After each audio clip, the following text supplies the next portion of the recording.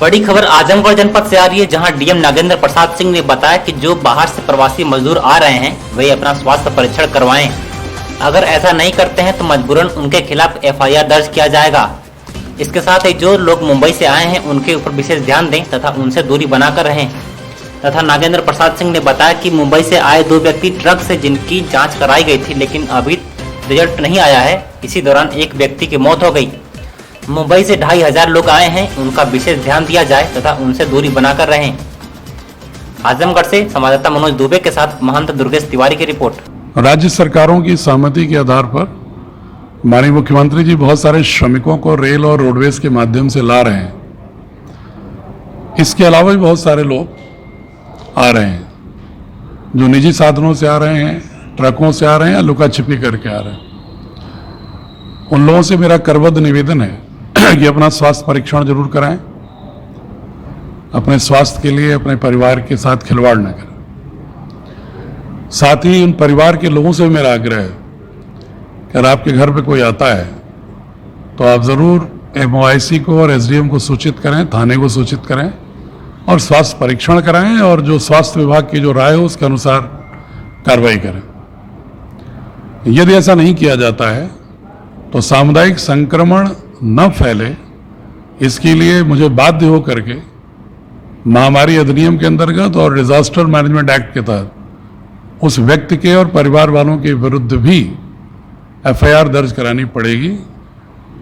मैं आग्रह कर रहा हूं कि ऐसी स्थिति न आए, क्योंकि परेशान होकर के आप खुद घर आ रहे हैं। इसलिए उचित होगा कि आप स्वयं घर इसीलिए आ रहे हैं कि आप सुरक्षित रहें, तो पहले स्वास्थ्य परीक्षण करा लें और स्वास्थ्य विभाग के प्रोटोकॉल को फॉलो करें। ये इजाज़त आपको नहीं दी जा सकती कि आप सामुदायिक संक्रमण को फैलाएं। इसके लिए मुझे विधिक कार्रवाई करना पड़ेगा।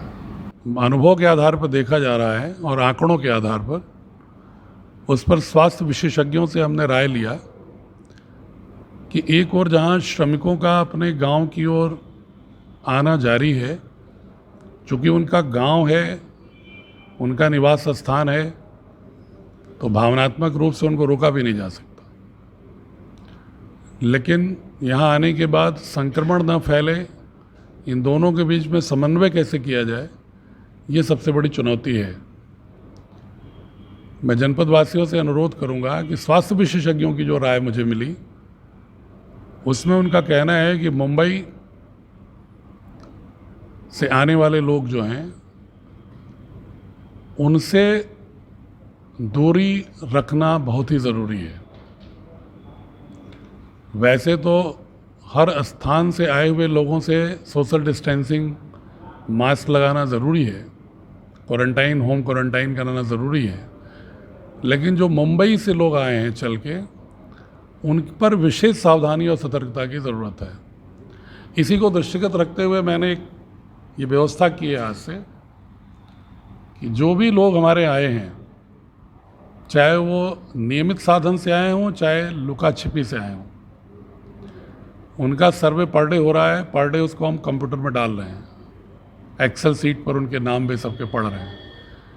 उसमें से हमने आदेश किया है कि मुंबई और अहमदाबाद के लोगों के नाम अलग पर डे निकालें और उसको उन गांवों में अधिकारी लोग जाकर के निगरानी समिति से विशेष बैठक करें और जिनके घर में होम क्वारंटाइन के लिए अलग रूम और शौचालय ना हो, उसको शेल्टर होम पर ही रखने की व्यवस्था करें।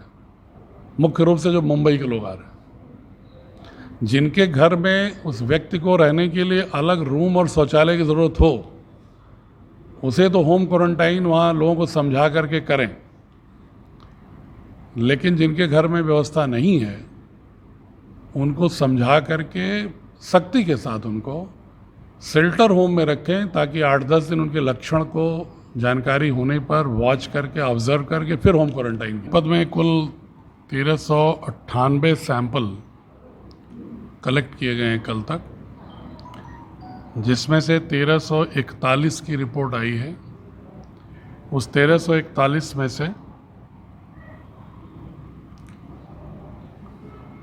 9 रिपोर्ट पॉजिटिव हैं जिसमें से 8 डिस्चार्ज हो चुके हैं और एक रिपोर्ट मुंबई की जो पॉजिटिव आई है वो इस 9 में सम्मिलित है और एक रिपोर्ट जो दिल्ली में सैंपलिंग हुई थी जिसका पॉजिटिव आया था दिल्ली में ही, लेकिन चूंकि वो रास्ते में आ गए थे तो मेडिकल कॉलेज में भर्ती हैं, एक उनकी निजी लैब की पॉजिटिव है। तो कुल 2 लोग राजकीय मेडिकल कॉलेज में उपचार की प्रक्रिया में हैं। शेष 1341 रिपोर्ट नेगेटिव है। जो प्राइवेट लैब से सैंपल गए थे उसमें 41 गए थे, जिसमें सभी की रिपोर्ट आ गई है लाल पैथोलॉजी की, जिसमें 40 रिपोर्ट नेगेटिव है। वही एक पॉजिटिव है जो दिल्ली में ही सैंपलिंग हो करके पॉजिटिव आया था, जो यहाँ दाखिल है।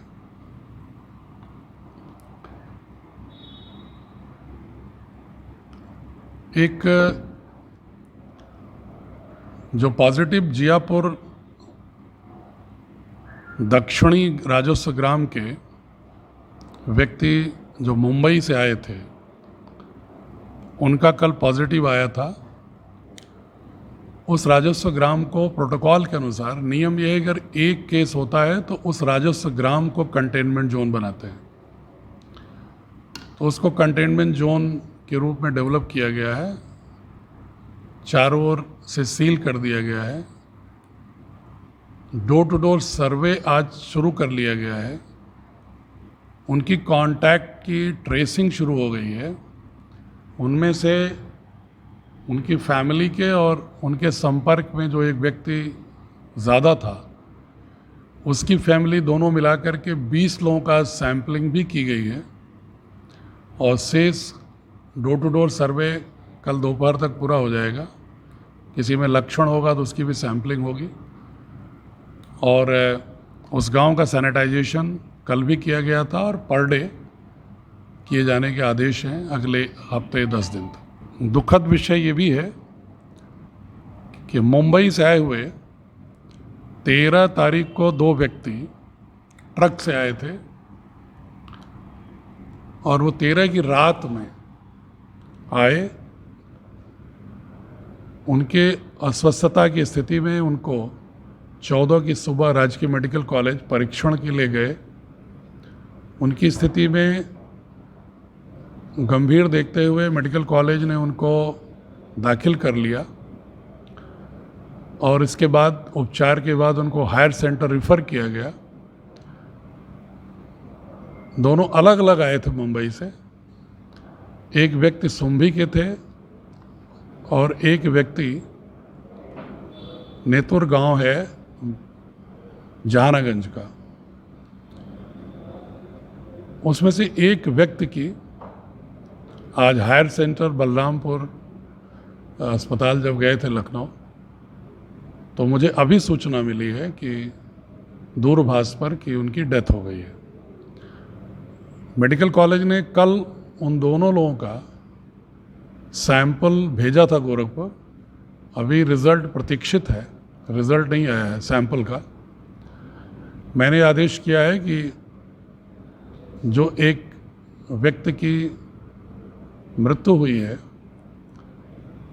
उसके परिवार के साथ जिलाधिकारी होने के नाते पूरी संवेदना व्यक्त करता हूं और ये आदेश भी किया हूं कि जब तक सैंपल का रिज़ल्ट नहीं आ जाता है तब तक उसकी कोई अग्रेतर दाह संस्कार पोस्टमार्टम आदि ना हो।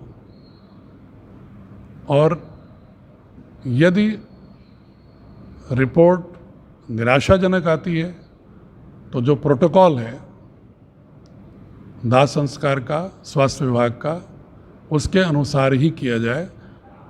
इसलिए यह परिवार वालों को तकलीफ हो सकती है, लेकिन हमने सामुदायिक संक्रमण रोकने की दृष्टि से यह आवश्यक है, इसलिए कदम उठाया है।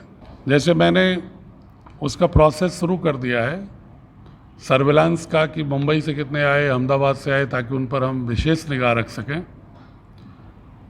तो हम चूँकि नाम उसके दर्ज करते हैं और एक छोटा सा सॉफ्टवेयर से प्लेस वाइज निकाल लेते हैं कि किस गांव के कहाँ कितने लोग आए हैं। तो जो हमें फिगर मिली है आज सुबह 6 बजे तक की, उसमें महाराष्ट्र से 1101 लोग आए हैं और जिन्होंने उसमें मुंबई नाम मेंशन किया है वो 429 लोग हैं और अहमदाबाद के 401 लोग आए हैं।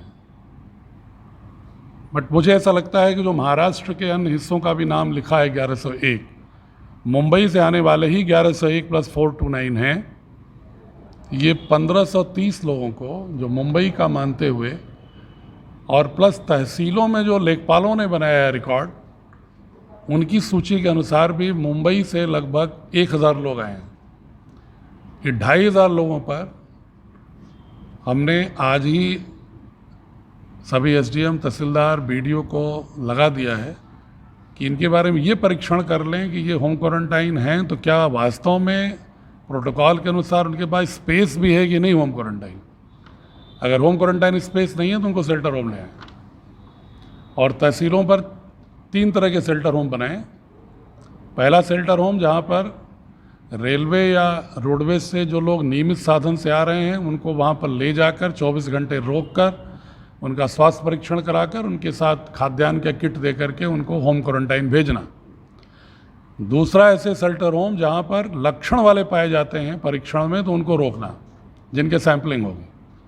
तीसरा ऐसे शेल्टर होम जो मुख्यतः मुंबई या अहमदाबाद से आए हैं जहाँ पर वायरल ये कोरोना का इन्फेक्शन ज़्यादा है, उनमें से जिनके पास घर नहीं है, स्पेस नहीं है होम क्वारंटाइन के प्रोटोकॉल के तहत रहने का, उसमें उनको रखने की व्यवस्था करना। आज हमने 3 तरह के शेल्टर होम की व्यवस्था कराई है और आज इसको हम सुनिश्चित कराएंगे ताकि जो हमारे भाई आ रहे हैं अगर उनको संक्रमण है तो उसमें हमें उनसे घृणा की ज़रूरत नहीं है। वो हमारे सहानुभूति और भावना के पात्र हैं क्योंकि हमारे जनपद के रहने वाले हैं। उनके साथ हमें बेस्ट ट्रीटमेंट करने की ज़रूरत है, लेकिन उसके साथ ये भी सावधानी बरतने की ज़रूरत है कि हम उनको कैसे सेग्रीगेट करें और कैसे अगर वो आते हैं, जिसके भी घर आते हैं, वो स्वास्थ्य परीक्षण उनका ज़रूर कराएं और उनको अलग कमरे में रखें क्योंकि उनके फैमिली और पूरे समाज के स्वास्थ्य के लिए ज़रूरी है।